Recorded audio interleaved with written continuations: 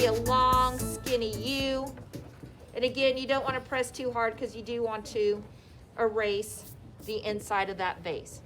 Now, if you look at his sunflowers that he did, he's got them coming from all different directions. You see the ones where they're facing you?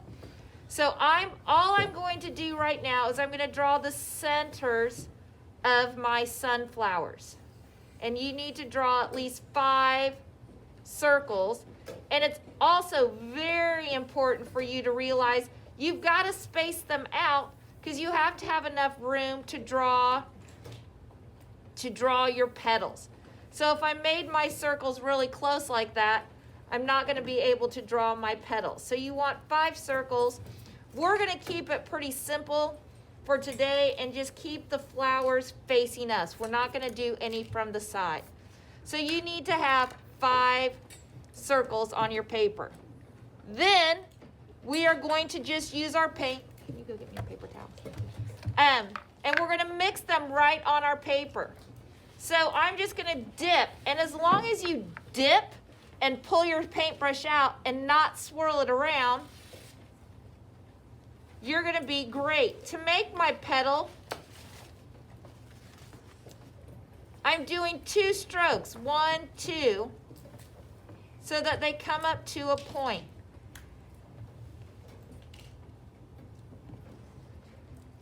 And I'm going to go all the way around. I'm not going to worry about my middles yet because I've just drawn them. But after doing this one, you can see how far apart you need to make those petals. And it's okay if they overlap. I'm going to come in with a little white because at the tip of my paint, my flowers, where the light might be hitting them, I'm going to make them a little bit lighter. And if you get a chance to look at a sunflower petal, you'll notice that there's so many colors. If I get a lot of paint in my brush, I can squeeze that out. I'm not using water. I can also come back in with some orange. Maybe gonna have my petals a little bit darker towards the center, and I can blend it in by coming back over it with some more yellow. So again, I want to mix a lot of colors in there. I don't want to just see an orange dot in the center. I did give you a little bit of metallic color. If you want to, it's a good for like a final color. Again, I'm going to start off by making my petals in yellow. And I've got to go in a circle as I'm working. Now I can come back in. This time I'm going to use a little bit of brown at the base of my petals where it might be a little bit darker.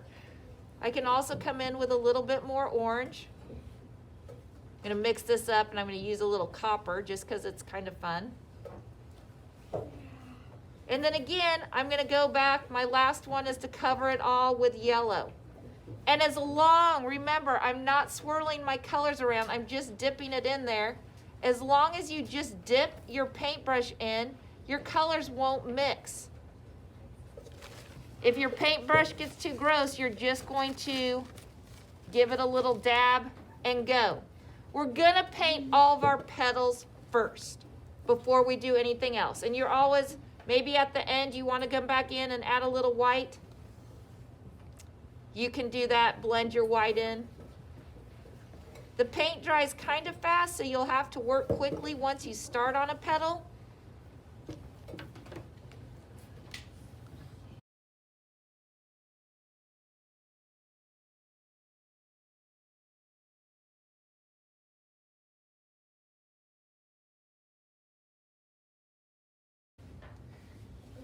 So, to finish our Van Gogh sunflowers, last week you painted your centers. We blended colors to make all of our petals. I did give you some more yellow in case you weren't done. You're probably going to need a few different size paintbrushes. I have a big one and then a couple small ones, and you're going to need a paper towel because we're not using water today. So the first thing I want to do is I want to paint my stems. My stems to my sunflower. Some of you, like on this one, you won't see very much of my stems because my flowers are so close together. Your stems need to come this way. You're not 5 where your stem's going to come all the way around. So your stems are coming in, and if you want to, yes, you can add a few petals. Yes, if you want to, you can go back and add a little bit of white to add some color to those. Again, when I'm done, I'm just going to squeeze off some of that green. The other thing you can do is I've got to decide where my light is coming from. So I'm having the light come on this side. So I'm going to put a little bit of white highlights on the center of my flower. That also means this side of my vase is going to be white. I'm going to use my big paintbrush to paint my vase. And again, I might want to load my paintbrush and outline my vase and then fill it in. Again, if you just dip your paintbrush in and pull it out, it doesn't mix all the colors and other people can still use it. So don't make your paint tray gross that nobody else wants to use it. If this is going to be my light side, this is going to be the dark side or where the shadow is. Your table, again, I can squish out some of that color. My table, we're just using browns. And again, it's a Vincent van Gogh, so we want to see those brush strokes.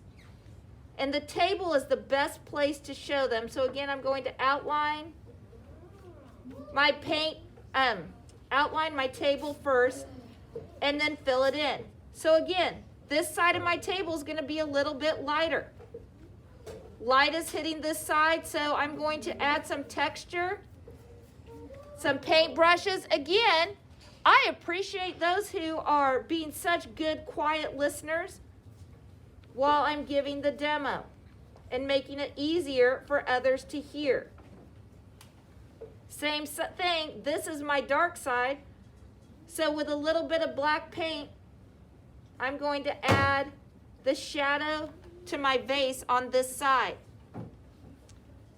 When you're done, if you want to go back and add any details to your flowers, now's a good time to go back and I can add a little bit more color now that it's dry. These extra colors will show up. Same with on my centers. If you want to go back and add a little bit of that darker brown to your centers, you can. So today you are doing your stems, your vase, and your table.